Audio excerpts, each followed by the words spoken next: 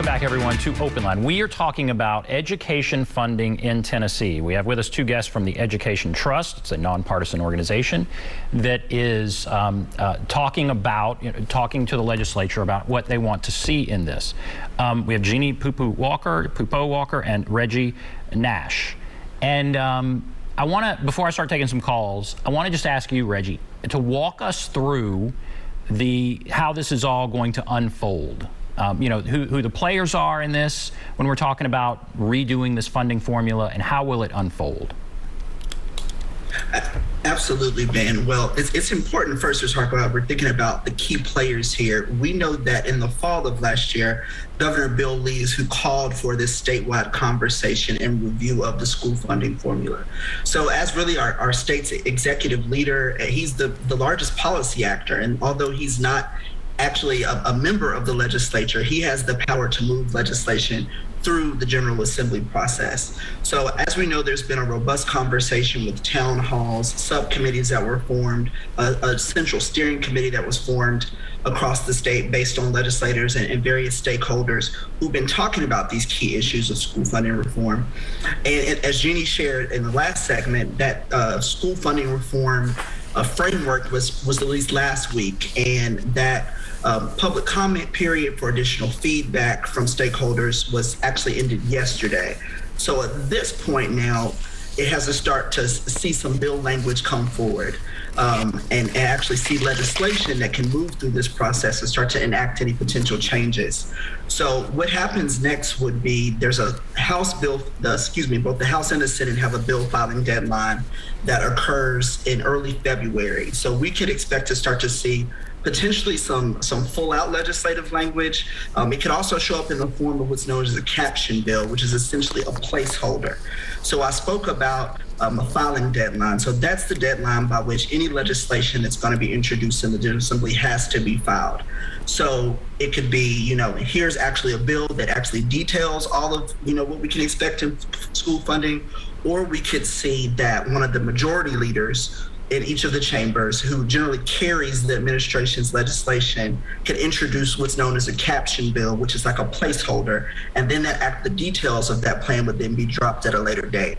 So as these subcommittees and various powers, both at the state level with the Department of Education, Commissioner Swin, the Department of Education, and Governor Lee are reviewing this stuff, we can then expect it to move from there. You think it's realistic? You think it's realistic it'll be done this session? You think it can be done?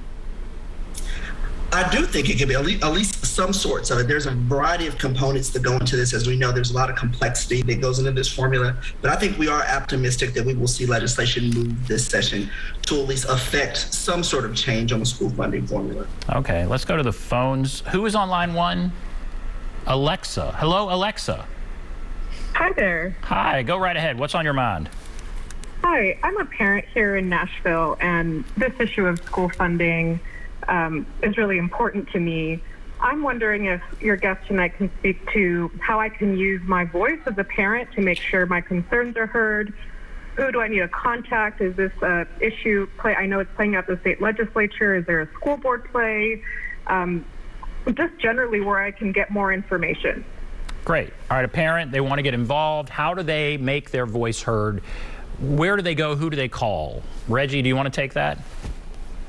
Certainly. What I was just saying is as it begins to move through the legislative process and for consideration by the General Assembly, we have to understand that our legislators have a responsibility to respond to their constituents. So as a parent here in this area who's interested in getting involved and letting their concerns be heard and meeting with legislators, you can first start by identifying who your elected officials are. So you can go to the state legislature's website, which is capitol.tn.gov, and you can actually find your legislator, who's actually elected to represent you either in the House or the Senate. I think that's a really good starting place to have those conversations. Being the voice of a parent, you often think, well, I'm just one person. When there's literally 1 million students in Tennessee, but you will be surprised how important your voice is to this process. As we said, there's really been a widespread public engagement process, and I think now legislators, now that the ball is pivoting to go into their court, they're really eager to hear from those parents.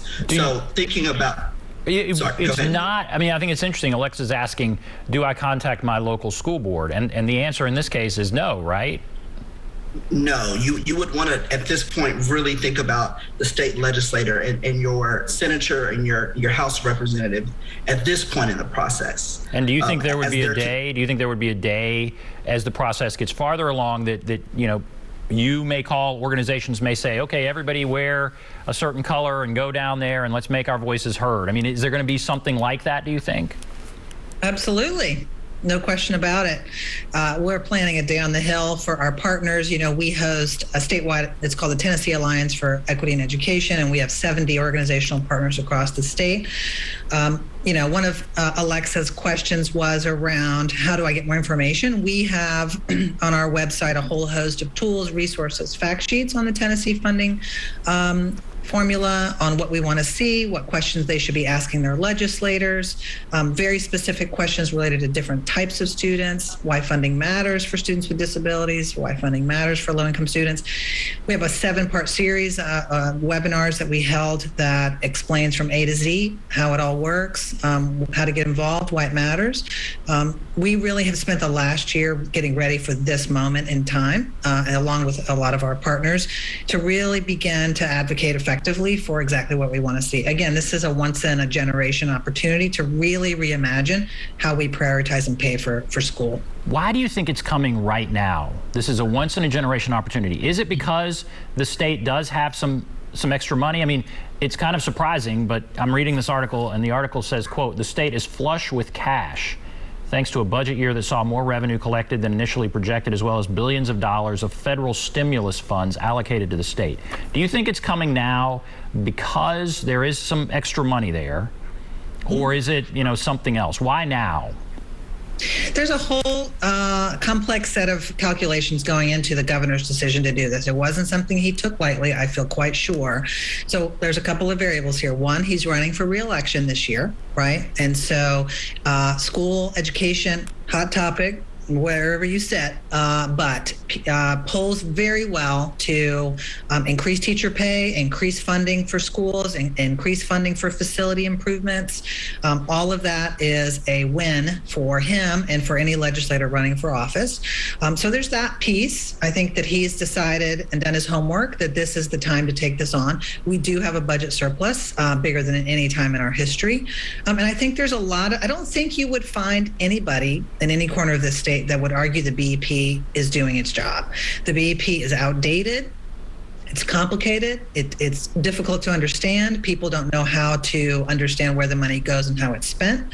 And in a time where there's more accountability than ever over the heads of school leaders, people want to know, how are you spending this money? What are we getting for that money? How do we know how kids are doing? And so this is an opportunity to provide clarity, simplicity, transparency, and more funding when we need it more than ever. And you said something like more pay for teachers. Certainly everybody can get on board with that. You also said that maybe this is going to be a more student-centered way of funding things. And so my question, when this is all said and done, will the state be able to say teachers are getting an X amount raise, or will it be X amount more dollars are going to districts and we hope it will lead to raises? I mean, can they guarantee teacher pay raises, or which power do you think they have when it comes to this formula and that? Well, every district has a different pay scale. So teachers in Williamson County make a different rate of pay than teachers in Wilson County, right? And so the district sets those. And so what we know is that the state has always funded, they've said, okay, we think the funding that we're sending should fund a teacher at this average base rate of pay. We need that number to increase. What we expect the average pay for teachers to be should go up across the board. And then the state should put more into that, right? And then local districts would fill in the gap. And so that's how it's always worked. We just need to see a much bigger number because we just know, I think everybody can agree, we are scared we're losing teachers. Teachers are retiring. There's less teachers than ever in teacher preparation programs. And so how are we going to continue to fill that such an important spot in our schools and in our communities? How does this address the problems that we are all seeing, I guess all school districts? You certainly would know Davidson County well.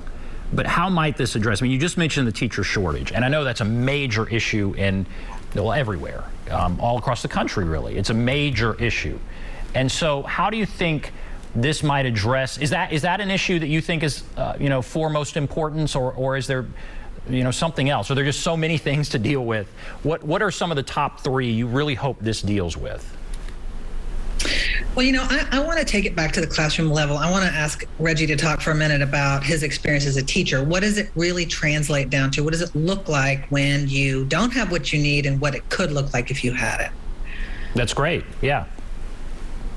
For sure. So I'm a former kindergarten teacher in Memphis, in the Fraser community in the northern portion of Shelby County, and in really teaching in an under-resourced school that was part of the Achievement School District.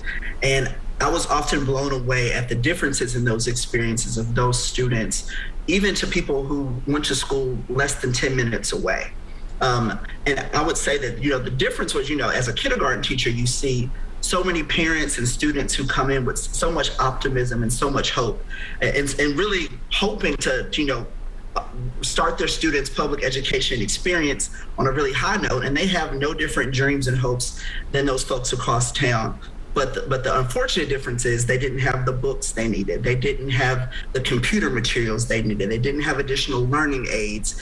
That there was not an updated library. They didn't have access to school psychologists, school counselors, additional supports for students that they needed. And that's really what additional infusion and a more thoughtful and equitable infusion and allocation of funds could really mean and make a difference in helping to achieve those outcomes, and also close some of the gaps that we see between students who are in those communities that are under-resourced versus their peers that are a little more affluent. Okay, fascinating. All right, we have to take a break. There is a number if you want to call in, 615-737-PLUS, 615-737-7587. We'll take a break, come back, continue our discussion right after this.